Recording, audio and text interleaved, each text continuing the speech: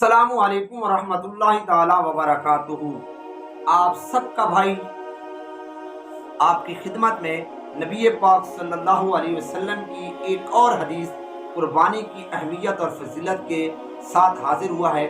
آپ صلی اللہ علیہ وسلم نے اپنی پیاری بیٹی حضرت فاطمہ الزہرا رضی اللہ تعالی عنہا کو فرمایا قربانی کے دن کہ اے میری بیٹی، اٹھو اور اپنے قربانی کے جانور کے پاس جاؤ اور اسے لے آؤ۔